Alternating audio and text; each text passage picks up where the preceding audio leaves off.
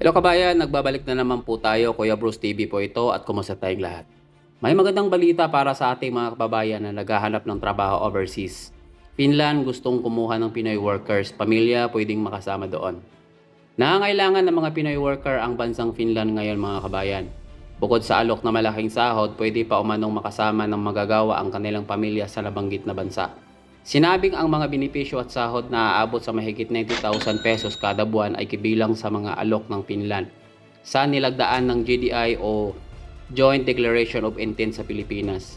Ayon kay Finland Minister Arto Olavi Sartinin na para sa Finland mahalaga para sa mga manggagawang gustong sumama at dalhin ang kanilang mga pamilya. Posible rin ito at sinisikap nilang tulungan silang makahanap din ng trabaho para sa kanilang mga asawa. Maaari rin nilang dalhin ang kanilang mga anak sa Finland at doon na pwedeng mag-aral. Kabilang sa mga manggagawa na kailangan ng Finland ay mga skilled workers, hotel and tourism workers, restaurant staff, IT personnel, at healthcare workers gaya ng mga nursing staff at caregivers. Paalala lang kabayan, siguraduhin legit ang ina-apply ang agency at mag-ingat sa mga faking job orders online para hindi maloko at mabiktima ng mga illegal recruiters. Muli hanggang dito na lamang, paalam!